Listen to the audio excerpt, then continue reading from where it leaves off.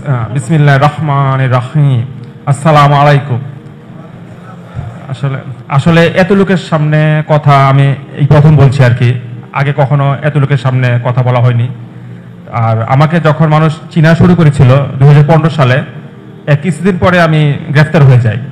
যে ফলশ্রুতিতে একটা না 10 বছর 5 মাস কারাগারে ছিলাম। এই জেনারেশনের সাথে বিশাল বড় একটা দূরত্ব তৈরি হয়ে গেছিল। তারাও আমাকে এভাবে চিনত না, আমি তাদের সাথে যোগাযোগ করতে পারিনি। বিশেষ করে আমার লেখালেখি, আমি কি লিখেছিলাম, এগুলো তারা তেমনটা জানতো না বা আমি জানাতেও পারিনি। কারাগারের ভিতর থেকে তথ্যের আদান প্রদান করা খুব কঠিন। যাই হোক, এখন আল্লাহ সুবহানাহু ওয়া তাআলা চেয়েছেন, এই জন্য আমি মুক্ত হয়েছি, আপনাদের সামনে এসেছি আর কি। আসলে প্রত্যেক মানব শিশুই স্বাধীন হিসাবে জন্মগ্রহণ করে, কোনো মানব শিশুই কারাগারে জন্ম নেয় না। রাষ্ট্রই তাকে কারাগারে নিক্ষেপ করে, রাষ্ট্রে কঠিন কঠিন আইনে তাকে গ্রেফতার করে, দীর্ঘমেয়াদী জেল খাটায়, ফাঁসি দেয়। তৃতীয় বিশ্বের দেশগুলিতে মানবাধিকার বলতে কিছু নেই। তারা রাষ্ট্রের তার নিজের নাগরিকদের উপর মানে ভাষায় বর্ণনা করা যায় না এমন অত্যাচার নির্যাতন করে। বাংলাদেশ, ভারত, পাকিস্তান, বার্মা, এই দেশগুলো আর কি। যেহেতু আমরা দীর্ঘ সময় একটা ফেসিবাদের শাসনের মুখোমুখি হয়েছিলাম, আসলে আমরা প্রায়ই একটা কথা বলি যে ফেসিবাদের পতন হয়েছে। আসলে কথাটা ভুল। ফেসিবাদের পতন হয় নাই, শুধু শেখ হাসিনা পতন হয়েছে। কারণ দীর্ঘ 15 থেকে 16 বছরে শেখ হাসিনা যাদেরকে নিয়োগ দিয়েছিল, সরকারি কর্মকর্তা, বিসিএস ক্যাডার, সার্কেল এসপি, গোয়েন্দা সংস্থা কর্মকর্তা, এরা সবাই বহাল তবিতে আছে। সর্বোচ্চ 1% মনে হয় না যে কারাগারে ঢুকেছে, মামলা হয়েছে। বাকি সবাই তাদের নিজ নিজ জায়গায় আছে। ফেসিবাদের যে পতন হয়নি, এর সবচেয়ে বড় উদাহরণ হলো আমি যে জামিনে পাওয়ার পরও আমার 6টা গোয়েন্দা সংস্থা ক্লিয়ারেন্স লেগেছে কারাগার থেকে বের হওয়ার জন্য। বলা হয়েছিল যে একটা গোয়েন্দা সংস্থা যদি ক্লিয়ারেন্স না দিত, তাহলে আমাকে কারা কর্তৃপক্ষ ছাড়তো না, নতুন একটা মামলায় আমাকে আবার জড়িত করা হতো। এখন আপনি হাইকোর্ট থেকে জামিন পেয়েছেন, উচ্চ আদালত থেকে, আপনাকে ছেড়ে দিবে। এরপরও অফিস কল হয়, গোয়েন্দা সংস্থা ক্লিয়ারেন্স লাগে, অনেক ফর্মালিটি মেনটেন করে, মানে জামিন হওয়ার পরও। এমনকি সর্বশেষ বলা হয় যে আইজি প্রিজনের অনুমতি লাগবে। এই হচ্ছে বাংলাদেশ অবস্থা আর কি। তো রাসূলুল্লাহ সাল্লাল্লাহু আলাইহি সাল্লামের একটা হাদিস আছে যে আফদালুল জিহাদ, অত্যাচারী শাসকের সামনে সত্য কথা বলা সর্বোত্তম জিহাদ। তা আল্লাহ রাসূল যখন হাদিসটা বলেছিলেন অত্যাচারী শাসক, তখন কিন্তু মুসলমানরা শহর ভিত্তিক মানে শাসক ভিত্তিক কোনো সিস্টেম তৈরি হয়নি। মুসলমানরা অল্প ছিল, আরবে ছিল গোত্রভিত্তিক শাসন। কিন্তু আমাদের নবী জানতো যে ইসলাম ধর্ম অনেক দূর দূর প্রসারিত হবে, অনেক শহর বন্দর নগর তৈরি হবে, মুসলমানরা এইসব শহরে থাকবে, তারা মুসলিম হবে এবং তাদের ভিতর থেকে অনেক অত্যাচার শাসকের জন্ম নিবে। এই জন্যই বলতে গেলে রাসূলুল্লাহ সাল্লাল্লাহু আলাইহি সাল্লাম এই হাদিসটা বলেছিল যে অত্যাচারী শাসকের সামনে সত্য কথা বলা সর্বোত্তম জিহাদ। কারণ আপনি যদি গুহায় বসে কথা বলেন কোনো আন্ডারগ্রাউন্ডে, তাহলে শাসক কিন্তু আপনাকে কখনো খুঁজে পাবে না। কিন্তু আপনি যখন প্রকাশ্যে কথা বলবেন, নিজের আসল নাম ছবি তার সামনে যে, তখন সে চাইলে আপনাকে অ্যারেস্ট করতে পারে, আপনাকে গ্রেফতার করতে পারে, এমনকি আপনাকে হত্যা করতে পারে। এমন অনেক মজলুমকে হত্যা পর্যন্ত করেছিল সত্য কথা বলার জন্য। আমি মূলত সেই দৃষ্টিকোণ থেকে প্রকাশ্যে আসল নাম ছবি ব্যবহার করে লেখালেখি করেছি। আমি যখন লেখালেখি করতাম তখন আসলে এত লোক ছিল না, অনলাইনে ছিল খুব অল্প, বিশেষ করে 11-12 সালে তো লুকই ছিল না। 11-12 সালে আলেমরাও তখন অনলাইনে আসে নাই, তারাও ব্যাপারটা বুঝতো না, তাদের এই ব্যাপারে কোনো আগ্রহ ছিল না। আর তাদের না আসাই ভালো, তারা তো প্রকাশ্যে কাজ করছে, দর্শ দিচ্ছে, মাদ্রাসা চালাচ্ছে, তারা অনলাইনে আসবে কেন? শেষে প্রচণ্ড একটা উগ্র নাস্তিকতাবাদ আমি ফেস করছি, আমার চোখের সামনে এই জিনিসগুলো আমি দেখছি আর কি। বিশেষ করে দুঃখজনক সত্য, আমাদের সনাতন ধর্মাবলম্বী ভাই বোনেরা প্রচুর সংখ্যক নাস্তিক হয়েছিল ওই সময় আমি দেখেছি, এবং তারা প্রচণ্ডভাবে ইসলাম ধর্মকে আক্রমণ করতো। আপনাদের চট্টগ্রামে যে চাকমা উপজাতি, এরাও কিন্তু প্রচুর ইসলাম বিদ্বেষী, আমি এদেরকে পেয়েছি অনলাইনে, খুব কট্টর ইসলাম বিদ্বেষী। তো সেই সময় আমি তাদের বিরুদ্ধে কিছু লেখালেখি করেছিলাম, কথা বলেছিলাম। তো অভিজিৎ রায় মূলত ছিল এই সকল নাস্তিকদের গুরু। মুক্তমনা ব্লগ, সে ছিল মূলত বীজ বৃক্ষ, সে নাস্তিক তৈরি করতো। সে তো নিজে নাস্তিক, ঠিক আছে, সে নাস্তিক তৈরি করতো। তার মুক্তমনা ব্লগের যে লেখাগুলি, বিশ্বাসের ভাইরাস, অবিশ্বাসী দর্শন, সমকামিতা, একটি বৈজ্ঞানিক মনস্তাত্ত্বিক বিশ্লেষণ, বিভিন্ন বিষয় সে ইসলাম ধর্মের প্রতি লেখালেখি করেছে। বিশেষ করে আল্লাহ রাসূলের সম্মানিত স্ত্রী উম্মুল মুমিনিন, এদেরকে চরমভাবে কটাক্ষ করতো, আক্রমণ করতো। তো সে ইনফরমেশন গ্যাপ দিত, মানে যে কথা হাদিসই নেই সেই কথা হাদিস বলে চালিয়ে দিত, সিরাতের তথ্য বিকৃত করতো। তো আমি তখন তার বই বিক্রি হতো রকমারি.com-এ, প্রথম পেজে থাকতো রকমারিতে। আমি তার বই বিক্রি বন্ধ করি। পরে আমি একটা ব্লগ লিখে ফারাই ব্লগে, যে অভিজিৎ রায়ের হাদিস বিকৃতির কিছু নমুনা, প্রথম পর্ব। সেখানে আমি খাতা কলমে দেখাই আর কি, যে সাফি বিনতে হুয়াই রাজুল আনহা, ওনাকে নিয়ে যে অভিজিৎ রায় যে মিথ্যাচার করেছিল সেটা আমি প্রকাশ্যে দেখাই আর কি। তো এর পরবর্তীতে নাস্তিক সমাজ আমার প্রতি খুব ক্ষুব্ধ ছিল, দোসরা নাস্তিক থেকে শুরু করে। তার একটা সুযোগের অপেক্ষা ছিল যে আমাকে দীর্ঘমেয়াদী জেলে ঢুকাবে। তাদের লোকই যখন মারা গেল তখন দেখলো যে এখনই সুযোগ। তারা কিন্তু জানতো যে আমি ঢাকায় থাকি না, আমি সিলেটে থাকি ভাড়া বাসায়, ঢাকায় আমি স্থায়ীভাবে কখনো থাকি না। তা অভিজিৎ রায় তো হত্যা হয়েছে ঢাকায়। তা আমি কিন্তু তখন সিলেটে ভাড়া বাসা ছিলাম, এশানামাজে ছিলাম তখন, যে সব হত্যাকাণ্ডটা সংঘটিত হয়। এরপরে তারা জানতো এই ব্যাপারটা যে ফারাবি সিলেটে থাকে, কিন্তু শুধুমাত্র আক্রোশে বসে তারা আমাকে এই মামলা জড়িত করেছে। আর সর্বশেষ আর সবচেয়ে বড় কথা হলো দ্য ডেইলি স্টার পত্রিকা 2015 সালের মার্চের 2 তারিখ আমি তার একটা পুরা প্রথম পৃষ্ঠাটা আমাকে নিয়ে কভার করে, দ্য কি সাসপেক্টেড এই শিরোনামে, মার্চের 2 তারিখ 2015 সালে। আমি তো তখন একটা কথা, অভিজিৎ রায়ের হত্যাকাণ্ডের 2 দিন পরে আমি গুম হয়ে যাই। ডিজেফাই অথবা র্যাব আমাকে গুম করে, আমাকে এসকর সাথে সাথে চোখ বেঁধে পিছনে হ্যান্ডকাপ লাগিয়ে দেয়। এরপর আমি 2 দিন ছিলাম তাদের ওইখানে।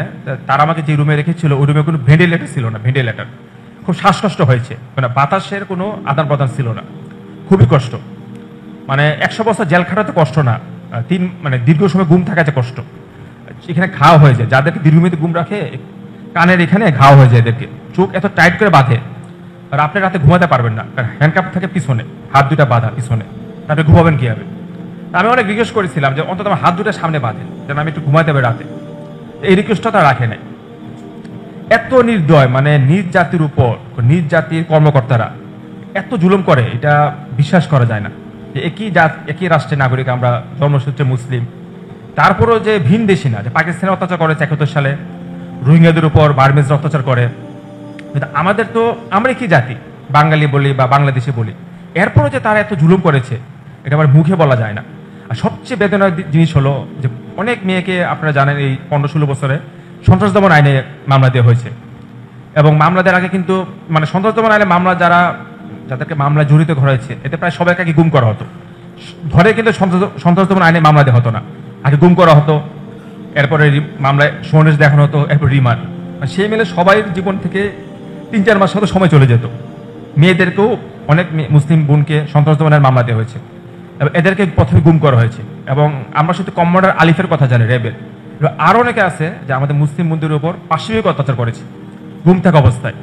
কিন্তু এই কথাগুলো কিন্তু বেশি একটা আসেনি, কারণ হলো যে মেয়েরা হয়তো লুকলজ্জার ভয় কথাগুলো বলেনি। কিন্তু এখন আজকে যে নারী সংস্কার কমিশন কত কি তৈরি করা হয়েছে, তাদের তো উচিত এখন এগুলি তো তদন্ত করা। যে মেয়েগুলোকে সন্ত্রাস দমন আইনে মামলা দেওয়া হয়েছে এরা প্রায় সবাই ভিকটিম এবং গুমের শিকার। গুম থাকা অবস্থায় তাদের সাথে কি করা হয়েছিল এটা নিয়ে একটা স্বাধীন তদন্ত কমিশন গঠন করা হয়েছে। এবার আমাকে একটা ছেলে, আমি নাম বলবো, নামটা বললাম না, বনশ্রী থাকে, দেখতে খুবই সুদর্শন, কই মাদ্রাসা। এবার সে আমাকে বলেছে যে র্যাবের এক কমান্ডার গুম থাকা অবস্থায় তাকে বলাৎকার করতে চেয়েছে, আমাকে নিজে বলেছে ছেলেটা। আর গুম শুধু গুম রাখা হয় নাই, এখানেও এই গুম থাকার ভিতরেও পাশবিক অত্যাচার করেছে। যদি সুন্দর ছেলে হয় তার সাথে কামভাব বিকৃত যৌনাচার করতে চেয়েছে, আর মেয়ে হলে তো কথাই নেই।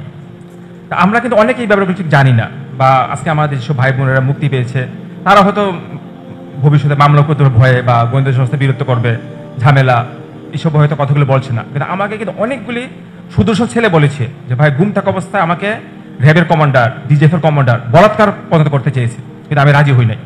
মেয়েদের উপর তো পাশবিক অত্যাচার হয়েছে, যতগুলি মেয়েকে গুম করা হয়েছে। একটা সেনা কর্মকর্তা, একটা পুলিশ কর্মকর্তা, ডিজিএফের কর্মকর্তা, র্যাব কর্মকর্তা কাউকে জেলে আসতে দেখলাম না যারা এভাবে গুম করেছে, ঠিক আছে? আর মিন্টু রোড, যেটা ঢাকার মিন্টু রোড, আমাদের সময় সিলেটি ছিল না, শুধু ডিবি ছিল, ডিবি। এটা তো কি বলবো, জাহান্নামের একটা ক্ষেত্র ছিল। এখানেও প্রচুর মারধর করা হতো, প্রচুর, কারণ তারা মূলত স্বীকারোক্তিগুলো নিত। 164 গুলো কিন্তু তদন্ত কর্মকর্তা নেই, গুম থাকা অবস্থায় 164 নেওয়া হয় না। তাই মানুষজন সাধারণত কেউ স্বীকারোক্তি দিতে চায় না, মিথ্যা স্বীকারোক্তি, সে তো ঘটনার সাথে জড়িত না, তাহলে সে কেন ম্যাজিস্ট্রেটের কাছে স্বীকার করবে যে আমি কাজ করেছি? পাগলতে কাজ করবে না, যে আমি যে ঘটনার সাথে জড়িত না আমি কেন স্বীকার করবো? তখন কি করতো, প্রচুর অত্যাচার নির্যাতন করা হতো। গুম 164টা কেউ আগে করতো, আমি আপনাদের একটা উদাহরণ দিই। ধরুন আপনি রিমান্ড নিয়ে আছে 5 দিন, তাই আপনার যখন চতুর্থ দিন বা তৃতীয় দিন তখন আপনাকে ম্যাজিস্ট্রেটের কাছে নিয়ে যাবে। কোন ম্যাজিস্ট্রেট? যে ম্যাজিস্ট্রেট তাদের দলের, যারা ছাত্রলীগ করে চাকরি পেয়েছে, অনেক ভালো ম্যাজিস্ট্রেট আছে যারা এগুলো পছন্দ করতো না, তাদের কাছে কখনোই ডিবি কর্মকর্তা বা র্যাব কর্মকর্তা নিয়ে যাবে না, কারণ সে তো এভাবে লিখবে না মিথ্যা 164। তাদের কিছু নির্দিষ্ট ম্যাজিস্ট্রেট ছিল, তাদের কাছে নিয়ে যাবে আপনাকে। কখন নিয়ে যাবে? আপনার রিমান্ড মঞ্জুর হয়েছে 5 দিন, তো 3 দিন চলে রিমান্ড, তখন নিয়ে যাবে। আপনি যদি 164 দেন ম্যাজিস্ট্রেটের সামনে, তাহলে আপনাকে কারাগারে পাঠাতে হবে। আর যদি না দেন, তাহলে আবার আপনাকে ডিবি হাজতখানে নিয়ে আসবে। এবার 2 দিন কিন্তু তাদের হাতে সময় আছে। এই 2 দিন আপনার মানে পশু মনে মানুষকে মানে একটা সাপ মারার চেয়েও বেশি অত্যাচার করা হয়, যে তুই কেন 164 দিলি না, তোকে যে নিয়ে গেলাম 164 দেওয়ার জন্য, তুই দিলি না কেন। এবার এত মারধর করা হয় যে যে সকল কর্মকর্তারা তাকে ধরে পিটায়, তাদের পথে ঘাম বাইর হয়ে যায়। এত পিটানো হইতো যে আপনি তো মৃতবত, আর আপনাকে যে মারছে তার পর্যন্ত শরীর থেকে ঘাম ছুটে যেত, এত অত্যাচার করা হতো শুধুমাত্র 164 নেওয়ার জন্য। আর এই মামলাগুলো কিন্তু আপনি দেখবেন যে আমাদের যে মামলাগুলি দেওয়া হয়, জঙ্গি মামলা, মিলিটেন্সি, শুধুমাত্র স্বীকারোক্তি, কোনো ফরেন্সিক রিপোর্ট নেই, কোনো ডিএনএ টেস্ট নেই, কোনো সাক্ষ্য প্রমাণ নেই, কোনো চাক্ষুষ সাক্ষী নেই, এমনকি বাদীর এজাহারের নামও নেই। দুঃখজনক সত্য যে হত্যা মামলায় একটা বাদীর এজাহার, এটা কিন্তু খুব ইম্পর্টেন্ট একটা জিনিস। ফার্স্ট ইনফরমেশন রিপোর্ট, এফআইআর, ওখানে পর্যন্ত দেখা যায় যে যাদেরকে আসামি করা হয় তাদের নামগন্ধ নেই। তো এরপরে দেখা গেছে শুধু এই মামলাগুলো 164 কারণে, 164 এটার কারণে ক্যাপিটাল পানিশমেন্ট, ফাঁসি দেওয়া হয়, লাইফ সাজা দেওয়া হয়। ঠিক আছে, জোরপূর্বক স্বীকারোক্তি আদায়, এটা তো খুবই ভয়ঙ্কর একটা ব্যাপার। এবং বাংলাদেশে সবচেয়ে বেশি এই জিনিসটা চলে, এবং এটা তারা নিয়েই ছাড়বে, কারণ তাদের তো মামলার কোনো সাক্ষ্য প্রমাণ উপস্থাপন করতে পারে না, কোনো ডিএনএ টেস্ট উপস্থাপন করতে পারে না। বলা হয়েছে চাপা দিতে হত্যা করছে, চাপা দিতে হাতের আঙ্গুল আছে না, আঙ্গুলের ছাপ আছে না, তো আঙ্গুলের ছাপটা মিলাও তুমি যার বিরুদ্ধে অভিযোগ করছো, তুমি তো এটা ডিএনএ টেস্ট করো না, ফিঙ্গারপ্রিন্ট নাও না, ফরেন্সিক রিপোর্ট, চাক্ষুষ কোনো সাক্ষ্য প্রমাণ নাই। যে সময় হত্যাকাণ্ড সংঘটিত হয়েছে পৃথিবী কেউ না কেউ দেখেছে, গোপনে তার হয় নাই, তাকে নিয়ে এসো, সে বলুক যে হ্যাঁ আমি এই লোককে দেখেছি। সিসিটিভি ফুটেজ, কোনো সাক্ষ্য প্রমাণ নাই, কোনো ডকুমেন্ট নেই, শুধুমাত্র স্বীকারোক্তির ভিত্তি করে গণহারে ফাঁসি দেওয়া হয়েছে। মানে বাংলাদেশে যতগুলি ফাঁসি রায় দেওয়া হয়েছে পৃথিবী ইতিহাসে মনে এত ফাঁসি রায় হয় না। এমনকি অনেক জজের নাম আমি শুনছি যে গিনিস বুকে সে রেকর্ড করেছে, মানে তার চাকরি অবস্থায় সে যত ফাঁসি রায় দিয়েছে, মানে গিনিস বুকে তার রেকর্ড বন্ধ হয়ে গেছে তার নাম। ঠিক আছে, এত ফাঁসি রায় দেওয়া হয়, মানে গণহারে ফাঁসি, মামলা হলে ফাঁসি, আর লাইফ সাজা তো আছে। আপনি কখনো দেখবেন না যে এইসব মামলায় কারো 7 বছর সাজা, 10 বছর সাজা হয়, মানে সর্বোচ্চ সাজা দেওয়া হয় ফাঁসি, লাইফ সাজা। আমার যে কেস পান্না যে প্রকৌশলী সাইমন, মুজাম্মল হক সাইমন, তার 3টা ফাঁসি, অভিযোগ হত্যা মামলায় ফাঁসি, কলাবাগ জোরাখন মামলায় ফাঁসি, এবং প্রকাশক দীপন হত্যা মামলায় ফাঁসি। বা আরেকজন কেস পান্না আছে আরাফাত, তার 2টা ফাঁসি, অভিযোগ হত্যা মামলায় ফাঁসি আর কলাবাগ জোরাখন মামলায় ফাঁসি। সিআরপিসি, ক্রিমিনাল প্রসিডিউর কোড, ওখানে একটা কথা বলা আছে যে কারো যদি একাধিক ফাঁসি থাকে তাহলে সে প্রফেশনাল খুনি। মানে খুন তো অনেক কারণে হতে পারে, জমি জমা, মেইলি কারণ, কিন্তু যদি একাধিক ফাঁসি থাকে তাহলে সে পেশাদার খুনি। তুমি তাকে মানে ফাঁসির মধ্যে নিয়ে যাও, তুমি দ্রুত তার মামলা নিষ্পত্তি করো। এটা ক্রিমিনাল প্রসিডিউর কোড, ফৌজদের কার্যবিধি, যে ব্রিটিশ যে আইনটা আমাদের দেশে বলবৎ আছে, সেখানে কথাটা বলা আছে যে একাধিক ফাঁসি হলে তুমি তার মামলাগুলো দ্রুত নিষ্পত্তি করবে এবং তুমি তার সর্বোচ্চ শাস্তি, মৃত্যুদণ্ড কার্যকর করবে। একাধিক ফাঁসি এটা কিন্তু খুব স্পর্শকাতর বিষয়, মানে বলা হয়েছে তাকে পৃথিবী থেকে সরাই দাও, যে সমাজের শত্রু। বুঝতে পারে 3টা ফাঁসি দেওয়া হয়েছে শুধুমাত্র স্বীকারোক্তির ভিত্তি করে। আরাফাতের 2টা ফাঁসি, আমারও লাইফ সাজা, কিন্তু আল্লাহ সুবহানাহু ওয়া তাআলার অশেষ রহমতে আমি কারাগার থেকে মুক্তি পেয়েছি। রাজীব হত্যা মামলারও ফাঁসি, এবং তাদের কিন্তু মাত্র 9 মাসে এই বিচারটা হাইকোর্টে এসকে সিনহা বহাল করে দেয়, আপহোল্ড বহাল করে রাজীব হত্যা মামলায়। ঠিক আছে, এবার মাকসুদুল হাসান অনিক, তার লাইফ সাজা বহাল রাজীব হত্যা মামলায়।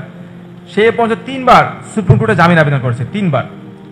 সুপ্রিম কোর্টে জামিন আবেদন করা কিন্তু কঠিন জিনিস, অনেক সময় লাগে, অর্থ খরচ হয়। এমনকি 5ই আগস্টের পরে 2025 সালের ফেব্রুয়ারি মাসেও সুপ্রিম কোর্টে জামিন চায় মাকসুদুল হাসান অনিক। যে এর ফেসিবাদ কিন্তু আমার পতন হয়ে গেছে, এরপর কিন্তু জামিন দেওয়া হয়নি। তার হাজত মানে কাস্টডি 14 থেকে 15 বছর, সেই শেষে জামিন প্রাপ্য, তার সাজা মতো একটা লাইফ সাজা, অর্ধেক সাজা সে খেটে ফেলেছে, এরপরে কিন্তু তার জামিন দেওয়া হয়নি এই 2025 সালের ফেব্রুয়ারি মাসে। ঠিক আছে, তাহলে এখন বলে কিভাবে ফেসিবাদে পতন হয়েছে। ফেসিবাদে পতন হলে তো এত কথা বলতে হতো না, এত লোক জেলে থাকতো না। কমপক্ষে 200-র মতো লোক এখনো কারাগারে আছে। দুঃখজনক সত্য, বেশিরভাগই উত্তরবঙ্গের যারা কারাগারে আছে, যে 2005 সালের 17 আগস্টের ঘটনায় আহলেদের সম্প্রদায়, মানে জেলখানায় আমার যতটুকু দেখছি যে 99% আহলেদের সম্প্রদায়ের লোকেরা কারাগারে আছে, বা সালাফি যেটা বলি আর কি। আমার তো মানে হানাফি মাযহাব দেওবন্দি আকীদার লোক মনে হয় শুধু হুজির কয়েকজন আছে, আর বাকি যা দেখছি সবাই সালাফি আকীদার।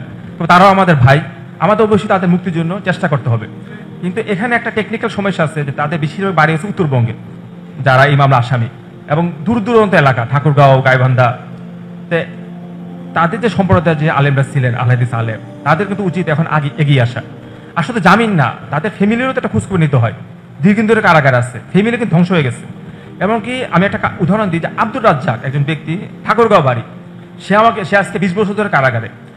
সে আমাকে বললো যে ভাই, আমি প্রথম যখন সাজা হয় লাইফ সাজা 17 আগস্টের ঘটনা, খুব গরিব মানুষ, সহজ সরল, আমি প্রথম জেল আপিল করি। জেল আপিল হলো যে আপনি যখন কনভিক্টেড হবেন, মানে সাজাপ্রাপ্ত, সরকারের একটা আপিল করার সুযোগ আছে, এটাকে বলে জেল আপিল। তো সাধারণত এই আপিলটা অনেকে করে, অনেকে করে না। তো সে আপিলটা করছে, কিন্তু আপিলটা কোনো কাজ হয় না। জেল আপিল এগুলো এমনি পড়ে থাকে। অনেক কই দিই জেল আপিল করছে, কিন্তু এগুলো কোনো আউটপুট পাওয়া যায় না। তো এসকে সিনহা তো ক্ষমতা প্রধান বিচারপতি হয়, চিফ জাস্টিস, তখন সে কি করে, জেএমবি দিয়ে মানে যাদের জেল আপিল ছিল মিলিটেন্সি মামলায়, ওই জেল আপিলগুলি গণহারে আপহোল্ড করে, মানে সাজাটা বহাল রাখে এসকে সিনহার নির্দেশে।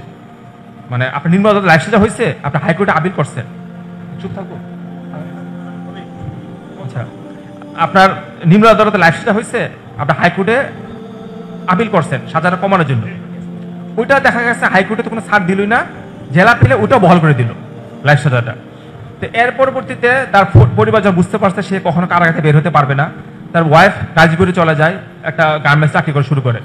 তার ছেলেটাও বড় হয়, ছোটখাটো কাজ করা শুরু করে, মানে বলা পুরো ফ্যামিলিটা ধ্বংস হয়ে গেছে। এর পরবর্তীতে ফেসিবাদের যে পতন হলো, জমি জমা যা ছিল, গ্রামের জমি জমা তো দাম তো খুব বেশিও না, অল্প টাকা। ওই ঠাকুরগাঁও, আমার থানার নাম ঠিক মনে নাই, রানী শঙ্কর বা এরকম কিছু একটা হবে থানার নামটা, ঠাকুরগাঁও আর কি। তো ওই জমি জমা বিক্রি করে অল্প কিছু টাকা হয়েছে, তো ওই টাকাটা নিয়ে বেশটা কাছে গেছে, বেশটা জামিনও করছে। জামিনের কাগজ উচ্চ আদালতে জামিন হবার পর জামিনের কাগজটা কিন্তু নিম্ন আদালতে আসে, হাইকোর্ট জজ কোর্টে, এটাকে বলে ফ্রেশ বিল।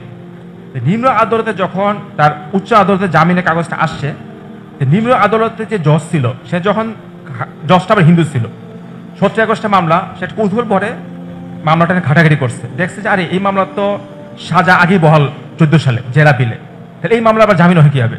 সে পুরো তথ্যটা আবার হাইকোর্টে পাঠায়, ওই বেঞ্চে, যে বেঞ্চ তার জামিন দেয়, বলে যে স্যার এই মামলাটা তো আগেই জেলা পিলে বহাল হয়ে গেছে সাজাটা, আপনি তাকে কিভাবে জামিন দিলেন।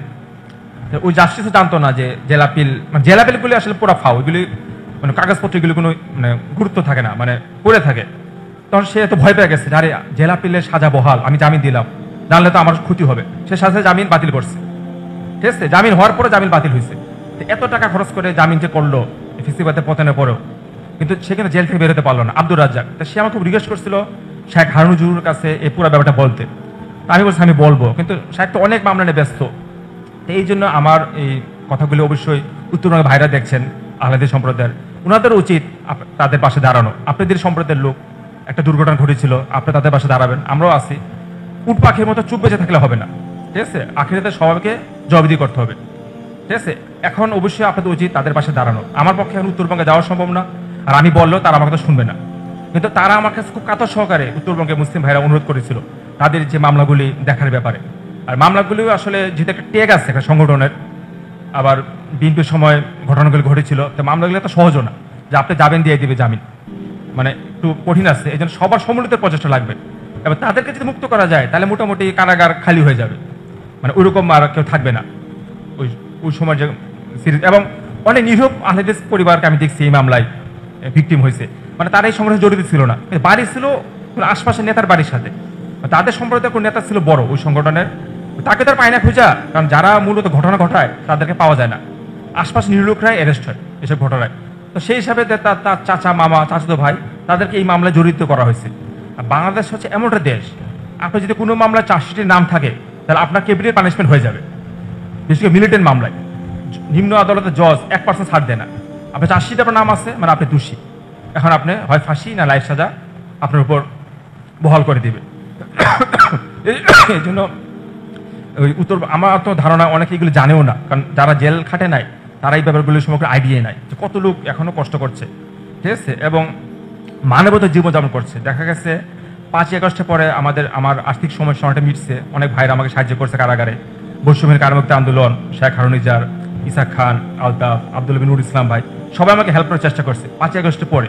তো টাকা পয়সা মোটামুটি যা আসতো চলা যাইতো, কিন্তু ওইসব ভাইদের কিন্তু মাসে 500 টাকা আসে না কারাগারে। ওই হারুনুজুর কিছু পাঠায়, উঠে দেয় চলে, কিন্তু শায়েকের পক্ষ থেকে এত লোককে, 200-250 লোককে এত সহজ না, ঠিক আছে। এই জন্য সবারই উত্তরবঙ্গের মুসলিম ভাইদের আগে আসতে হবে, ঠিক আছে। এমন কোনো কাজ করবো না যে, এমন কোনো কাজ করবেন না যে কাজের জন্য আপনাদেরকে আখিরাতে লজ্জিত হতে হয়, ঠিক আছে। এখন একটা সুযোগ আছে এই সকল ভাইদেরকে মুক্ত করার। এই সুযোগও কিন্তু মনে হয় বেশি দিন থাকবে না। এখন যে একটা ফ্রি জোন আছে, র বলেন সিআই বলেন, তারা কিন্তু এটা সহ্য করতে পারতেছে না। তারাই দেখা যাবে একটা দুর্ঘটনা ঘটাবে, একটা ঘটনা ঘটিয়ে এরপর আমাদের উপর চাপ দিবে যে তোমরা এই কাজটা করেছো। কাজ কিন্তু তারাই করবে, কিন্তু পরবর্তীতে আমাদের উপর চাপ দিবে। তো এখন যে একটা ফ্রি জোন আছে, একটা কাজ করার সুযোগ আছে, এখনও আমাদের সময় মুসলিম কারার মধ্যে ভাইদের মুক্ত করা, বিশেষ করে ফাঁসিদের থেকে বাইর করাটা কঠিন, কারণ ফাঁসিদের ডেথ রেফারেন্স এটা খালাস শান্ত হয় অথবা সাজা কম হতে হয়। কিন্তু যারা কয়েদি, মানে যারা সাজাপ্রাপ্ত, ফাঁসি না, তাদের জামিনে বাইর করাটা যায় খুব সহজে আর কি, কিছু অর্থ খরচ করলে, দৌড়দৌড় করলে। ফাঁসিদের ব্যাপারটা একটু সময় লাগে, কারণ ডেথ রেফারেন্স শুনানি ছাড়া ফাঁসিদের মামলা নিষ্পত্তি হয় না, ফাঁসিদের কোনো জামিন দেওয়া হয় না, ডেথ রেফারেন্স শুনানি করতে হবে। আসলে টেকনিক্যাল বিষয়, এগুলি যারা জেল খাটে নাই তেমনটা বুঝেও না, ঠিক আছে। আরেকটা কথা হলো যে এখানে তো অনেক ভাইরা আছেন, তো আসলে পৃথিবীর মানুষ আসলে দুই ভাগে বিভক্ত, যারা জেল খাটছে এবং যারা জেল খাটে নাই। যারা জেল খাটে না তারা আসলে কখনো বুঝতে পারবে না যে কত কষ্ট। এবং অনেক সময় কিন্তু আমরা একটা হীনমন্যতায় ভুগি, যে আমাদের একাডেমিক পড়াশোনা বা আর্থিক সমস্যা এগুলিতে ভুগি। এটা আমার মতে পৃথিবীতে সবচেয়ে সুখী ব্যক্তি হলো সেই যার নামে কোনো মামলা মোকদ্দমা নেই, যাকে কখনো কোর্ট কাছারিতে হাজির দিতে হয় না। তা আমার মাথায় কিন্তু আমি কিন্তু আগেও 2বার জেল খেটেছি। 2010 সালে চট্টগ্রাম জেলে 1 মাস, 3টা মামলা দেওয়া হয়, ভাঙচুর টাইপ মামলা বিশ্ববিদ্যালয়ের। তো 1 মাস জেল খেটে জামিন মুক্তি পাই। এরপর আমাকে একটা 2 বছর চিটাং করে হাজিরা দিতে হয়, 3টা মামলা হাজিরা, প্রতি মাসে 2 দিন। খুবই একটা মাথায় সবসময় দুশ্চিন্তা থাকে যে হাজিরা ডেট আছে, কোর্টে যেতে হবে, হাজিরা দিতে হবে। এবার 13 সালে আমি 6 মাস জেল খেটে মুক্তি পাই, রাজিবার জানাজি আমাকে ওই জাতীয় মামলা আর কি। এরপর 1.5 বছর মুক্ত থাকি। তখনও প্রতি মাসে একবার করে এই ঢাকা মহানগর তালুজে যে হাজিরা দিতে হতো, সবসময় মাথায় একটা টেনশন থাকে। এবারও যে মুক্তি পেয়েছি, এবার কিন্তু স্থায়ী মুক্তি নয়। আপনারা জানেন যে আমার যে লাইফ সাজা হয়েছে, আমার কেস পান্নাদের ফাঁসি আছে। অভিযোগ হত্যা মামলায় আমি ছাড়া বাকি 5 জনের ফাঁসি। যেহেতু এই মামলায় ফাঁসি আছে, তাদের ডেথ রেফারেন্স শুনানি হবে, মানে তাদের যখন ফাঁসির কাগজগুলি মানে মামলাটা উঠবে, তখন আমারও তাদের সাথে একটা বিচার হবে ওই ডেথ রেফারেন্সে। এবং ওই সময় অবশ্যই আমাকে খালাস পেতে হবে, তা না হলে আবার আমাকে কারাগারে যেতে হবে। আমার মাথায় সবসময় টেনশনটা থাকে যে আমাকে অবশ্যই এই মামলাটা নিষ্পত্তি করতে হবে, অভিযোগ হত্যা মামলা, এবং উচ্চ আদালতে আমাকে খালাস পেতে হবে। তবে আরেকটা মামলায় আমি জামিনে আছি 2013 সালের, ওই মামলাটা কিন্তু পিডাব্লিউ প্রত্যাহার করা হয়েছে। ওটা একটা হাজতি মামলা, আমাকে আবার হাজিরা দিতে হবে দায়রা জজে। তাই আপনাদের যাদের নামে কোনো মামলা মোকদ্দমা নেই, কোর্টে হাজিরা দিতে হয় না, আপনারা হচ্ছে সবচেয়ে সুখী ব্যক্তি পৃথিবীর মাঝে। এই যে আপনাদের উচিত আল্লাহ সুবহানাহু কাছে শুকরিয়া আদায় করা, যে আল্লাহ পাক আপনাদেরকে এই বিপদ আপদ থেকে রক্ষা করেছেন। যে বিপদ আপদে আমরা সবসময় আছি, শায়েখেরও মামলা আছে, ওনাকে হাজিরা দিতে হয়, অনেককেই হাজিরা দিতে হয়, ঠিক আছে। মানে এই জন্য কখনো নিজেদের হীনমন্যতায় ভোগা ঠিক না। আপনি যে পর্যায়ে থাকেন সমাজে, আপনি তো মুক্ত একজন মানুষ, আপনার তো আর কোর্ট কাছারি ঝামেলা নেই। আমি কিন্তু মুক্ত না, যদি আমি এখন মুক্ত, কিন্তু সরকারের খাতায় আমি একটা মুক্ত কয়েদি, আমি কিন্তু একটা কয়েদি আবার মুক্ত। মানে আমি কয়েদি মামলা, আমার তো সাজা ছিল 39 বছর, 39 ইয়ার্স, আমি জামিনে মুক্তি পেয়েছি, কিন্তু মামলাগুলিতে নিষ্পত্তি হয় নাই, আমি তো এখন হাইকোর্টে খালাস পাই নাই। তা আমি এই যে মুক্ত কয়েদি সরকারি খাতায়, এটা কিন্তু একটা বড় অনেক বড় দুশ্চিন্তার বিষয়। আল্লাহ সুবহানাহু কাছে শুকরিয়া আদায় করেন যে আল্লাহ পাক আপনাদেরকে মামলা মোকদ্দমা থেকে মুক্তি দিয়েছে, আপনারা মুক্ত স্বাধীন জীবন করছেন। তো আমি একটা ওই যে ঘটনা বলি, যে আমি তো চট্টগ্রাম বিশ্ববিদ্যালয়ের ছাত্র, তো তখন তাবলিগ জামাত আসতো চট্টগ্রাম বিশ্ববিদ্যালয়ে, বিদেশি জামাতগুলো আসতো বেশি। সাইদ আনোয়ার এসেছিলেন তাবলিগ জামাতে, যে ক্রিকেট খেলোয়াড় পাকিস্তানের সাইদ আনোয়ার, উনি তো অনেক বড় তাবলিগ জামাত করে অ্যাক্টিভ।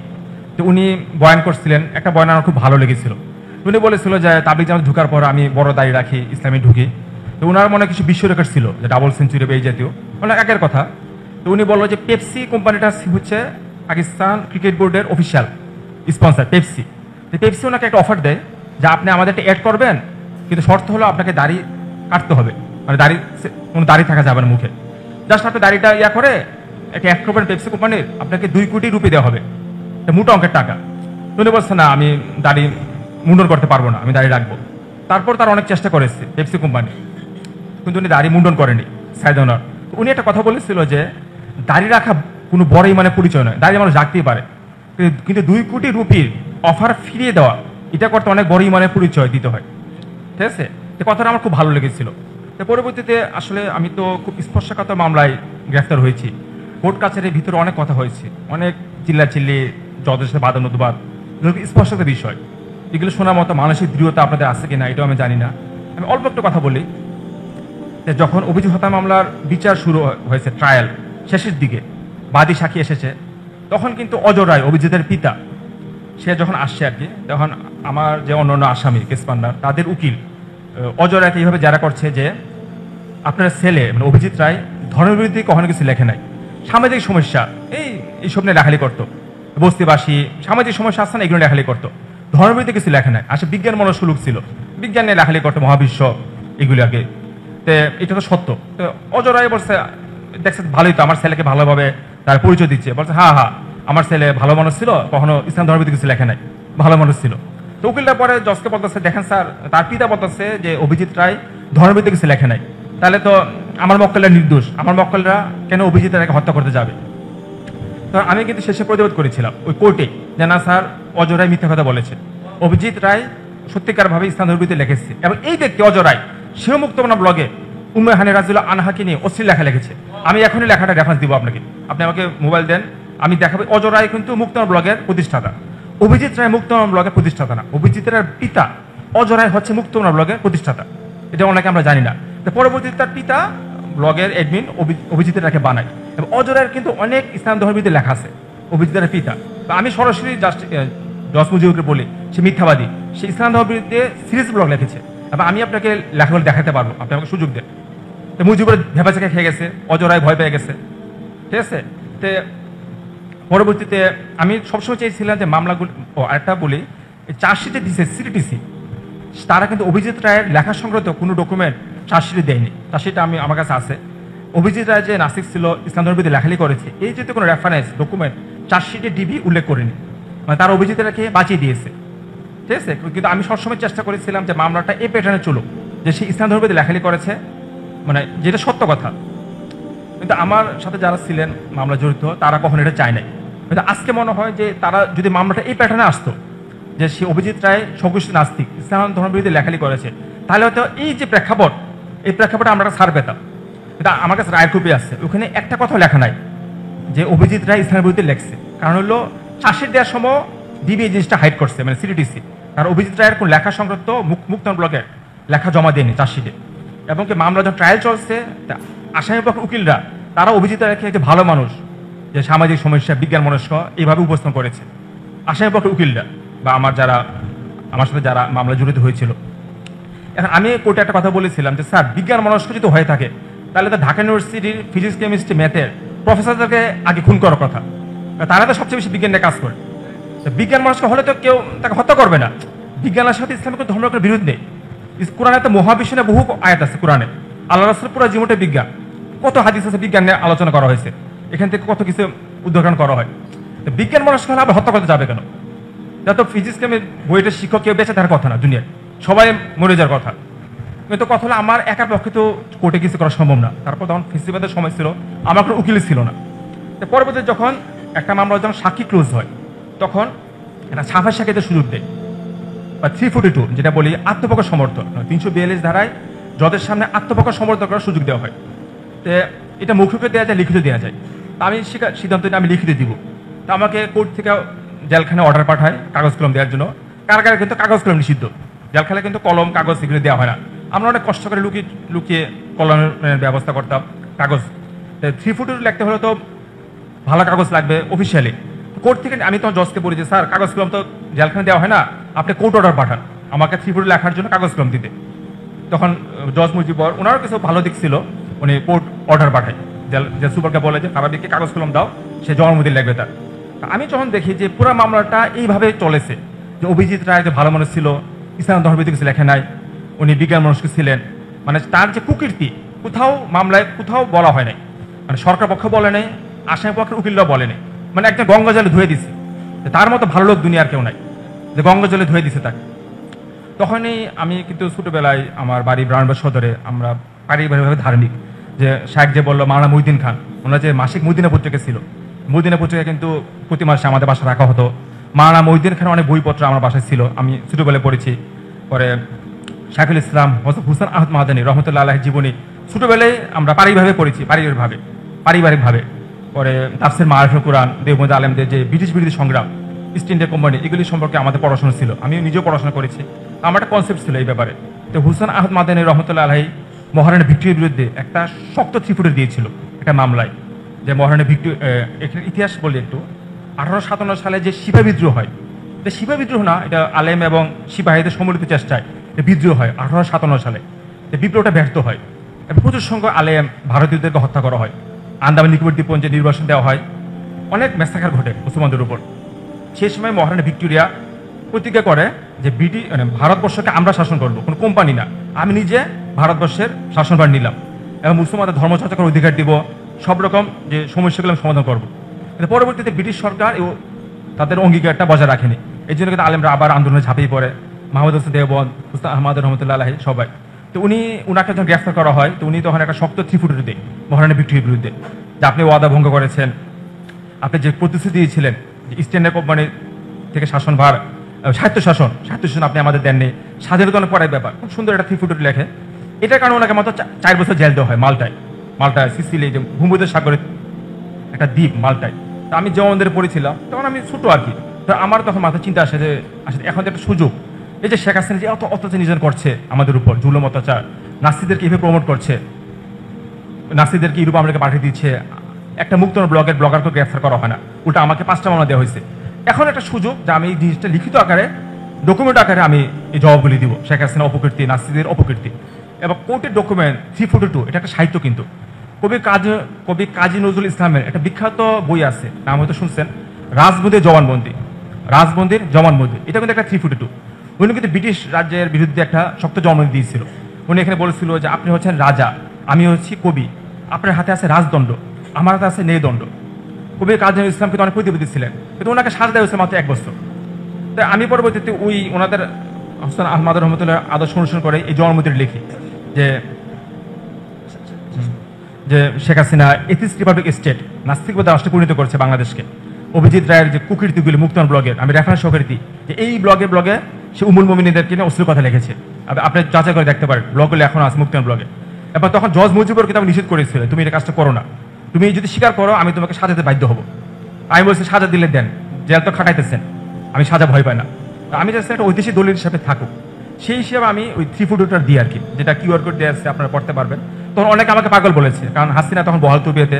ওটা শেষ করব এখন ইনশাল্লাহ। তো যেটা বলছিলাম যে আমি ওইখানে শেখ হাসিনার বিরুদ্ধে সরাসরি বলি যে শেখ হাসিনা বাংলাদেশকে একটি এথিস্ট রিপাবলিক স্টেট পরিণত করতে চাচ্ছে, এবং জজ মুজিবুর রহমানও রিকোয়েস্ট করে যে আমি যদি এই কথাগুলি না বলি, এই কথাগুলি বললে সে আমাকে ক্যাপিটাল পানিশমেন্ট দিতে বাধ্য হবে। এরপর আমি বলি যে স্যার, এখন তো 6 বছর ধরে জেল খাটছি, আরো জেল খাটাবেন, আমি যদি স্বীকার নাও করি তাও আপনি আমাকে সাথে দেবেন, কারণ আপনার মন্তব্য এরকমই। এখন কয়েদি পোশাক যদি পড়তেই হয় তাহলে স্বীকার করেই পড়ি, অস্বীকার করলাম, এরপরও কয়েদি পোশাক পড়ালেন, তাহলে আপনার কি হলো? স্বীকার করে কয়েদি পোশাকটা পড়বো আমি, কারণ আপনি তো সাথে দিবেন আমাকে। তো তখনই বলতে গেলে আমি এই স্বীকারোক্তিটা লিখি আর কি। দেখা গেছে যে আমার যারা মামলা জড়িত হয়েছিল তারা কিন্তু সবকিছু অস্বীকার করেছিল, যে অভিজিৎ রায় ভালো মানুষ ছিল, ইসলাম ধর্মের কিছু লেখালেখি করে নাই, এরপরে কিন্তু তাদের সর্বোচ্চ সাজা দিয়েছে। তা আমি স্বীকার করার পরও আমাকেও একটা সর্বোচ্চ সাজা দিয়েছে। তো এখন দেখেন, সেই হিসাবে যেহেতু সর্বোচ্চ সাজা জজ দিয়েছে, তাহলে স্বীকার করে সাজাটা নিলে তো ভালো হতো হিসাবে। আমি অস্বীকার করলাম, আমার লাভটা কি হলো? আমাকে তো সে সাজা দিয়ে দিল, ঠিক আছে। তৃতীয় বিশ্বের দেশগুলিতে রায়গুলি পূর্ব নির্ধারিত থাকে, রায়গুলি আপনাকে সাজা দিবেই, আপনি স্বীকার করেন বা না করেন। তা আমার আরেকটা মামলা সাজা হয়েছিল 2023 সালের 30 জানুয়ারি, ঢাকার সাইবার কোর্টের বিচারক এম জুলফিকার হায়াত। উনি কিন্তু আমাকে 7 বছর সাজা দেয় শেখ হাসিনা কূটনীতি মামলায়। মোট সাজা হয় 39 বছর, 39 ইয়ার্স। আমি এখন একটু হার্ড টক করবো, আশা করি এটা আপনারা ভবিষ্যতে কাজে লাগবে। ওই ইতিহাস এটা এমন একটা জিনিস যেটা আপনি যদি পড়াশোনা করেন তা আপনি ভবিষ্যতে কি করবেন এটার সময় একটা ধারণা পাবেন। ইতিহাস এটা খুবই গুরুত্বপূর্ণ একটা বিষয়। ইসলাম ধর্মের যারা মনীষী ছিল তারা কিন্তু আমাদের ইতিহাসগুলি খুব সুন্দরভাবে সংরক্ষিত করে রেখেছে, এবং আমরা কিন্তু এখান থেকে অনেক কিছু দিক নির্দেশনা পাই ভবিষ্যতে আমরা কিভাবে চলবো। একজন সম্মানিত সাহাবী মিকদাদ ইবনে আসওয়াদ রাদিয়াল্লাহু আনহু, ওনার কাছে একবার একজন ব্যক্তি এসে বলছিল যে আপনি কত সৌভাগ্যবান, আপনি আল্লাহ রাসূলকে সরাসরি দেখেছেন, তার উপর ঈমান এনেছেন, তার সাথে সময় কাটিয়েছেন। আমার যদি এরকম সৌভাগ্য হতো, আমি যদি আল্লাহ রাসূলকে দেখতে পেতাম, তার সাথে থাকতে পারতাম। তখন এই কথা শুনে সাহাবী হযরত মিকদাদ ইবনে আসওয়াদ রাদিয়াল্লাহু আনহু খুবই অসন্তুষ্ট হয়েছিলেন এবং খুবই রাগান্বিত হয়েছিলেন। উনি বলছিল যে এই ব্যক্তি বর্তমানকে ছেড়ে অতীতকে নিয়ে টানাটানি করছে। উনি বলছিলেন যে আমাদের সময় যারা ছিল তারা অনেকেই ঈমান আনতে পারেনি, অনেকেই মুনাফিক হয়ে মারা গেছে, মুশরিক হয়ে মারা গেছে, অনেকে যে ঈমানের যে কাঠিন্য ওই সময় যে মক্কি জীবনে যে কষ্টকর দিকগুলি ছিল সেগুলো সহ্য করার ক্ষমতা ছিল না, অনেকেই কাফের মুশরিক অবস্থায় মারা গেছে। তুমি এখন যে সময়ে জন্ম নিয়েছো তোমার তো ঈমান আনয়ন করতে কোনো কষ্ট হচ্ছে না, কেউ তোমাকে মারধরও করছে না, তুমি নিজের মতো করে সহি সালামতে ধর্মচর্চা করতে পারছো, ঈমান রাখতে পারছো। এখন বলা যায় না তুমি যদি ওই সময় জন্ম নিতে তোমার কি অবস্থা হতো, হয়তো তুমি কাফের মুশরিক হয়ে মারা যেতে পারতে। সূরা সফে আল্লাহ সুবহানাহু ওয়া তাআলা বলেছেন যে তোমার এমন কথা বলো কেন যেটা তোমরা করো না, করতে অক্ষম। নিজেকে কখনো এই যেহেতু কোনো পরীক্ষায় নিবেদিত করা যাবে না যে পরীক্ষার জন্য আমি উপযুক্ত না। এখন আমি একটা বড় ধরনের কাজের সাথে জড়িত হলাম, এরপর যখন ট্রায়াল শুরু হলো ধর আমি সবকিছু অস্বীকার তো করলামই, আমি এই কথা বললাম যে ওই লোকটা ভালো মানুষ ছিল, সে কখনো ইসলাম ধর্মের বিরুদ্ধে লেখালেখি করেনি। ব্লগার হত্যা মানে আমাদের যারা মিলিটেন্টি মামলা খায় আমাদেরকে একসাথে রাখা হয় কারাগারে, বিভিন্ন সংগঠন নিষিদ্ধ সংগঠন আছে, একসাথে রাখা হতো। আমরা সবার ব্যাপারে সব কিছু জানতাম, মামলা কাগজগুলি দেখেছি। দুঃখজনক হলো সত্য যে রাজীব হত্যা মামলায়ও ঠিক এই কাজটা হয়েছে। থাবা বাবা অর্থ রাজীব হত্যা মামলায় আইও মানে পুলিশের ডিবি কর্মকর্তা রাজীবের কোনো লেখালেখি চার্জশিটে অন্তর্ভুক্ত করেনি। রাজীব যে নুরানিচাপ wordpress.com আমার ব্লগে লড়াই দে চরম অশ্লীল একটা ব্লগ লিখেছিল, যে ব্লগ লেখার কারণে সেই 2011 সালে আমরা তার বিরুদ্ধে ব্লাসফেমি আইনের প্রয়োগ করার ব্যাপারে সরকারকে বলেছিলাম। রাজীবের লেখা তো খুব অশ্লীল ছিল, কিন্তু আইও ইনভেস্টিগেশন অফিসার কখনো রাজীব হত্যা মামলা চার্জশিটে এই যে কোনো লেখালেখি জমা দেয়নি। এবং দুঃখজনক সত্য রাজীব হত্যা মামলাতে ট্রায়াল চলে, তখন আসামি পক্ষের উকিলরা বলে রাজীব নিয়মিত জুম্মা নামাজ আদায় করত, সে একজন সামাজিক মুসলিম ছিল, সে কখন ইসলাম ধর্মের বিরুদ্ধে লেখালেখি করে নাই। এবং রাজীবের পিতাও এটা স্বীকার করেছে, মানে মিথ্যা স্বীকার যে হ্যাঁ তার ছেলে ভালো মানুষ ছিল, সে কখনো ইসলাম ধর্মের বিরুদ্ধে লেখালেখি করে নাই। এবং কোনো পিতাই চায় না যে তার ছেলে নাস্তিক এটা কোর্টে সবার সামনে বলবে, সকল পিতাই বলবে যে আমার ছেলে ভালো মানুষ ছিল, ইসলাম ধর্মের বিরুদ্ধে কিছু লেখে নাই। আমার কথা হলো যে এই যে রাজীবকেও আমরা জুমার নামাজ আদায়কারী বানিয়েছি কোর্টের মাঝে, আমরা কি কোনো ছাড় পেয়েছি? এই মামলাটা এখন হাইকোর্টে বহাল, ফাঁসি লাশ সব আছে। যারা এই বুদ্ধিগুলি আসছিল মাথায় যে আমরা রাজীবকে যদি ভালো মানুষ বানাই, মুসলিম বানাই, তাহলে হয়তো আমরা ছাড় পাবো, ছাড় তো পাই নাই, হাইকোর্টে পর্যন্ত সাজা বহাল। ওরা আজকে যদি সত্য কথাগুলো বলা হতো সেই সময় কোর্টে, এবং এটা যদি নথিভুক্ত থাকতো, তাহলে এই সময় প্রেক্ষাপটে আমরা একটা ছাড় পেতাম, একটা জনমত তৈরি হতো। দুঃখজনক সত্য আমরা এই ব্যাপারটা ওইভাবে চিন্তা করিনি। এই জন্য আমি বলবো যে এমন কোনো কাজে জড়িত হওয়া যাবে না যে কাজে আমি যোগ্য না, বা আমি পরবর্তীতে নিজের ইস্তেমায় থাকতে পারবো না। ইস্তেমায় থাকা অনেক বড় একটা ব্যাপার, ঠিক আছে? হযরত মিকদাদ ইবনে আসওয়াদ রাদিয়াল্লাহু আনহু যেটা বলেছিলেন, সূরা সফে যেটা বলেছিলেন, এবং আল্লাহ সুবহানাহু ওয়া তাআলার কাছে সবসময় নিরাপদ জীবন প্রার্থনা করা উচিত, যে আল্লাহ আমি যেন নিরাপদ থাকতে পারি, সহি সালামত আমার বাকি জীবন অতিবাহিত হয়, নিজেকে কঠিন পরীক্ষা যেন আমি পতিত না হই। এবং সূরা বাকারা থেকে বলেছে যে হে আল্লাহ তুমি আমাদের উপর এমন বোঝা অর্পণ করবে না যে বোঝা বহন করতে আমরা অক্ষম, আমাদেরকে জালিম কওমের উৎপীড়নের পাত্র করো না, পানি হইতে হবে না, আমাদের জালিম কওমের উৎপীড়নের পাত্র করো না। আল্লাহ সুবহানাহু এক সাহাবী আল্লাহ রাসূলের সামনে সবরে দোয়া করেছিল যে আল্লাহ তুমি আমাকে সবর দাও, ধৈর্য শক্তি দাও। আল্লাহ রাসূল কিন্তু এই দোয়া করতে নিষেধ করেছেন। উনি কি বলেছিলেন যে তুমি নিরাপদ জীবন চাও আল্লাহর কাছে, বিপদ আপদ মুক্ত। আর একটা কথা বলি যে এই মামলাগুলি দেখা যায় খুব হার্ড মামলাগুলি, কেউ জামিন দিতে চায় না, শুনানি হয় না। কারণটা কি? কারণটা কিন্তু আপনারা অনেকে জানেন না যে এই মামলাগুলো জটিল হয়েছে কেন। 2015-16 সালে যে হত্যাকাণ্ডগুলো সংঘটিত হয়েছিল, প্রত্যেকটা হত্যাকাণ্ডের পরে 6 থেকে 7টা বিবৃতি হয়েছে বিভিন্ন সংগঠনের নামে, আনসার ইসলাম, AQIS, ABT, এই জাতীয় সংগঠন, 90 জেএমবি, IS, বিভিন্ন নিষিদ্ধ সংগঠন, গুপ্ত সংগঠন। আমি জানি না বিবৃতিগুলো কারা দিয়েছে, হয়তো দুষ্কৃতিকারী বা সেই সময় যারা এই ঘটনাগুলো মানে সরকার পক্ষ বা যে কেউ বিবৃতি দেওয়া হয়েছে, এটা সত্য। বিবৃতিগুলি কিন্তু নথিভুক্ত হয়েছে কোর্টে মামলা চার্জশিটে যে এই হত্যাকাণ্ডটা এই দল সংঘটিত করেছে, এবং ওই দলের নাম চার্জশিটে নথিভুক্ত। এমনকি যে টুইটার থেকে দায় স্বীকার করেছে যে টুইটার স্ক্রিনশটও চার্জশিটে আছে। কোর্ট কাছারে কিন্তু ভাই কোনো হাসির একটা বিষয় না, যেটা আপনার চাচাতো ভাই না, ফুফাতো ভাই না, জজ যখন ইচ্ছা যাবেন, যা ইচ্ছা বলবেন। এই যে বিবৃতিগুলো দেওয়ার কারণে মামলাগুলো খুব হার্ড হয়েছে, মামলাগুলো একটা সাংগঠনিক ট্যাগ লেগেছে। মামলাগুলি জিনিসটা একটু সহজে বোঝাই, বাংলাদেশে প্রতিদিন 8 থেকে 10টা হত্যাকাণ্ড হয় প্রতিদিন। এইগুলি সিভিল হত্যাকাণ্ড কে না কে করছে কেউ জানে না, কিন্তু যখন বিবৃতি হবে একটা হত্যাকাণ্ডের পরে, তখন হত্যাকাণ্ডটা একটা নির্দিষ্ট দল বা ব্যক্তির উপর, গোষ্ঠীর উপর ট্যাগ হয় যে হত্যাকাণ্ড তারা সংগঠিত করেছে। যেহেতু বিবৃতিগুলি বিভিন্ন ইসলামী দলের নামে দেওয়া হয়েছিল, পরবর্তীতে ইসলামিস্টদের উপর প্রচন্ড একটা চাপ পড়ে 15-16 সালে। প্রচুর সংখ্যক ইসলামিস্ট সেই সময় গ্রেফতার হয়, এবং এই যেহেতু মামলা, এই যেহেতু সংগঠনে এদেরকে জড়িত করা হয়, তখন কিন্তু বারবার বলা হয়েছিল যে স্যার আমরা তো এগুলো জড়িত না, আমাদের কেন গ্রেফতার করছে? তখন বলছে দেখো বাবা, বিবৃতি আছে, আমাদেরকে লোক দেখাতে হবে যে আমরা এই সংগঠনের কিছু লোক ধরছি, তবে তুমি এই সংগঠন না করলেও এখন আমরা এই সংগঠন দেখাবো, কারণ আমাদের লোক দেখাতে হবে। কারণ আমি জানি না বিবৃতিগুলো কারা দিয়েছে, কিন্তু এত ক্ষতি হয়েছে মামলাগুলো যে বর্তমানে কোনো জাস্টিস এই মামলাগুলো শুনতে চায় না। তা আপনারা যে এদের মুক্তি চান, ভালো কথা, আলহামদুলিল্লাহ, কিন্তু মুক্তি চাইতে হলে তাকে মামলা শুনানি করতে হবে, ডেথ এফআইআর শুনতে হবে। সে তো এটা শুনতে চাবে না, কারণ সে এটা তো সাংগঠনিক খুন, এখানে বিভিন্ন বৈশ্বিক জেহাদের সংগঠনের নাম আছে, তো সেই প্যারা নিবে কেন এই জাস্টিস?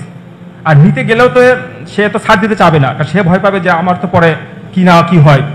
আসলে যদি বিবৃতিগুলো না দেওয়া হতো তাহলে মামলাগুলি সাধারণ মামলা হতো, এত হার্ড হতো না, আর ওই সময় এত মুসলিম ইসলামিস্টকে এই জাতীয় কারাগারে নিক্ষেপ করতে পারতো না। ঠিক আছে, সবকিছু আসলে হাসিনার উপর দুষ্টাবার ঠিক না, নিজেদেরও কিছু চিন্তা ভাবনা করা উচিত, আমল নামে দেখা উচিত যে কারা এইভাবে বিপদে ফেলাইছে আমাদেরকে। ঠিক আছে, প্রচুর সংখ্যক ইসলামিস্টকে আমি দেখছি যে 15-16 সালে শুরু হয় আর কি, জেলে ঢোকে, এবং প্রত্যেকেই একটা নিষিদ্ধ সংগঠনের মামলা দেওয়া হয়, এবং উদ্গুপ্ত সংগঠন করেন বা না করেন তার সাথে জড়িত করা হয় শুধুমাত্র বিবৃতিগুলির কারণে। বিবৃতি কিন্তু একটা দেয় নাই, অর্থাৎ হত্যাকাণ্ডের পরে 6 থেকে 7টা বিবৃতি দেওয়া হয়েছে, এমনকি পাকিস্তান থেকে বিবৃতি আনা হয়েছে। এমন একটা পর্যায়ে গেছে, মানে আল্লাহ দিনকে খেল তামাশা বস্তুতে পরিণত করা ঠিক না। আল্লাহ দিনের একটা মর্যাদা আছে, আর খুব কম মুসলিমে আছে যারা ধরেন এই যদি সংগঠনে জড়িত, বিশেষ মুসলিম প্রকাশে কাজ করে, দাওয়া করে, সামাজিক মুসলিম, তো দেখা যাচ্ছে তাদের কারণে শত শত নিরীহ মুসলিম বিপদে পড়ছে। এখন অনেকেও কোর্ট কাছে হাজিরে দেয়, জিনিসটা হয়তো আপনারা বুঝতে পারতেছেন না, আমি এটা সহজে বুঝাই। গ্রাম এলাকায় বিভিন্ন সময় মন্দির ভাঙা হয়, মূর্তি ভাঙা হয় বিভিন্ন সময়। ওই ঘটনা সাধারণত এলাকার যে টাউট কিছু লোক আছে না, চেয়ারম্যান মেম্বার, দুষ্কৃতিকারী, এদেরকে ধরা হয়। কখনো দেখবেন যে মূর্তি ভাঙার কারণে মুসলিমকে অ্যারেস্ট করা হয়, ওই যে কিছু আজে বাজে লোক, এদেরকে সাথে মূর্তি ভাঙা মামলা দেওয়া হয়। সাপোজ ধরেন কোথাও একটা মূর্তি ভাঙা হলো, মন্দির, কেউ একটা বিবৃতি দিল, হয়তো হাসি ঠাট্টা করে দিল মজা হিসাবে, যে একটা এরকম নাম দিয়ে, পরবর্তীতে কি হবে, ওই এলাকার যত ইসলামিস্ট আছে, কোন ইসলামিস্ট, যে ইসলামিস্ট কোন জামাত শিবির করে না, রাজনৈতিক দলের সাথে জড়িত না, অনেক মুসলিম আছে যে আমরা স্বতন্ত্রভাবে থাকি, মানে সাধারণত কোন রাজনৈতিক দলের সাথে জড়িত না, কিন্তু আমরা ইসলামকে ভালোবাসি, তখন দেখা যাবে যে ওই এলাকার এরকম যত মুসলিম আছে সবাইকে ধরে ধরে মন্দির ভাঙ্গা মামলায় গ্রেফতার করা হবে। গ্রেফতার করবে কি কারণে? বিবৃতি, ট্যাগ আসছে যে এরা এই কাজটা করছে, তুমি তো মুসলিম ইসলামিস্ট কোনো দল করো না, তাহলে তুমি এটা করতে পারো। জামাত শিবির, চরমনা, এদেরকে এই যেহেতু মামলা দেওয়া এত সহজ না, এদের নির্দিষ্ট পরিচয় আছে দলীয়। আমরা যারা মুসলিম, আমরা সাধারণত কোনো দল করি না, রাজনৈতিক দল, আমাদেরকে দেখা যায় এই মামলা সহজে জড়িত করা যায়, এবং করছেও। এখন দেখা যায় সে তো এটা মজা হিসেবে নিচ্ছে, বিবৃতিটা মজা, কিন্তু তার কারণে কিন্তু শত শত মুসলিমের জীবন ধ্বংস হয়ে যায়। বা সে হয়তো চিন্তা করে যে আমার সংগঠনের নাম ফুটবে, আমার সংগঠন অনেক বায়াত পাবে, এরকম, কিন্তু মুসলিম তো ধ্বংস হয়ে গেল। ঠিক আছে, এটা আল্লাহ দিনকে খেয়াল তামাশা বস্তুতে পরিণত করা যাবে না। এবার এই বিবৃতিগুলো কিন্তু প্রত্যেকটা মামলা নথিতে নথিভুক্ত, এবং টুইটার যেখান থেকে দায় স্বীকার করা হচ্ছে সবগুলি আছে। এবার এইসব কারণে এই মামলাগুলো 5 আগস্ট পরও কেউ জামিন দিতে চাচ্ছে না। আমারই জামিন হতে 1 বছর লাগছে শুধু বিবৃতির কারণে, বলছে না আমি এগুলো শুনতে পারবো না। শেখ হারুন হুজুর 3 বার গেছে জামিন করতে হাইকোর্টে, 3 বার 5 আগস্টের পরে। প্রথম তো 2 বার জাস্টিস শুনেই নেয়, পরবর্তী একবার মানুষ শুনাইছে অনেক কষ্ট করে, বলছে আমি এখন জামিন দিতে পারবো না। পরবর্তী শেখ আইন মন্ত্রণালয় যিনি দায়িত্বে ছিলেন, আর নিরিদিস আলী হেফাজত ইসলাম যুগ্ম মহাসচিব, আইন মন্ত্রণালয় যোগাযোগ করে, ওনারা গ্যারান্টি দিয়ে যে না যা হয়েছে ফারাবি যেটা করছে ফিজের সময় আর কিছু হবে না, সে এই জাতীয় সংঘর্ষে জড়িত না, তাকে ফাঁসানো হয়েছে, আপনারা তার জামিনটা দেন। আজকে এতদিন হয়ে গেল, 11 বছর, তাকে বাইর করেন। অনেক কষ্ট করে পরবর্তীতে আব্দুল নুরুল ইসলাম ভাই অনেক যুদ্ধ করে ফাইট করে সরকারকে করা হয়, মানে জামিন করা হয়, অনেক কষ্ট হয় শুধুমাত্র এই বিবৃতিগুলির কারণে। কোনো জাস্টিস, কোনো সরকার চাপে না যে একটা নিশ্চিত এইরকম জাতীয় কোনো সংগঠনের লোককে কারাগার থেকে বের করা, তার এটা ভয় পায়, আন্তর্জাতিক চাপ আছে সবকিছুর উপর। তো এই জন্যই বললাম যে এইগুলো কিন্তু হাঁটতো, আমি আগে বলছি যে এই কথাগুলি শোনা সহ্য করার ক্ষমতা আপনাদের আছে কিনা। আমি যে জিনিসগুলি দেখছি কাছ থেকে, এগুলো তো আপনাদের কোনো ধারণা নেই কি হয়েছিল কোর্ট কাছারির ভিতরে ট্রায়ালের সময়। ঠিক আছে, এই জন্যই সাহাবী হযরত মিকদাদ ইবনে আসওয়াদ রাদিয়াল্লাহু আনহুর কথাটা মনে রাখতে হবে যে এমন কোনো পরীক্ষায় চাওয়া যাবে না যে পরীক্ষাতে আমি উপযুক্ত না, বা সূরা সফের আয়াতটা যে তোমরা এমন কথা বলো কেন যেটা তোমরা করো না। ঠিক আছে, আল্লাহ সুবহানাহু ওয়া তাআলা যেন আমাদেরকে সহজ সরল জীবন দেয়, বিপদ আপদ মুক্ত। ঠিক আছে, ব্যাপারটা একটু সহজভাবে বোঝাই। ওই একদল ছাত্র স্কুল ছুটির পরে বাসা যাচ্ছে, পাশে একটা ডুবা পড়ে, ব্যাংক ঘ্যাঙ্গে করে। ছাত্ররা ওই যে ঢিল নিয়ে ব্যাংকের উপর ঢিল মারতেছে, অনেক ব্যাংক মারা যাচ্ছে। ব্যাংকের যে সর্দার ছিল সে বলতেছে যে তোমরা এই কাজটা কেন করতেছো, ঢিল ছুটতেছো, আমরা তো মরতেছি। তো ব্যাংক ছাত্ররা বলে, মানে স্কুলের বাচ্চারা, যে এটা তো আমাদের সাথে মজা, আমরা মজা করতেছি যে তোমাদের উপর ঢিল ছুটতেছি। ব্যাংকের সর্দার বলে তোমরা যেটাকে মজা বলছো আমাদের কাছে সেটা মৃত্যু, তোমাদের কাছে যেটা মজা আমাদের কাছে সেটা মৃত্যু, আর তোমাদের কাছে যেটা তোমাদের সংগঠনের নাম ফুটানো, নিজেদের দল ভারী করা, আমাদের কাছে ছিল সেটা মৃত্যু, ধ্বংস। ঠিক আছে, যাক, এরপর আল্লাহ সুবহানাহু ওয়া তাআলা আমাদেরকে কারাগার থেকে মুক্ত করেছেন, আমরা অনেকে জেল থেকে মুক্তি পেয়েছি। অতীতের যা হয়েছে অতীত, কিন্তু আমি কথা কেন বললাম যে ভবিষ্যৎ প্রজন্ম তারা যেন খুবই সাবধান হয়ে চলে, এবং যারা এই কাজগুলি করেছে, দুষ্কৃতকারী হোক যেই হোক, তারাও যেন সাবধান হয়, তওবা করে।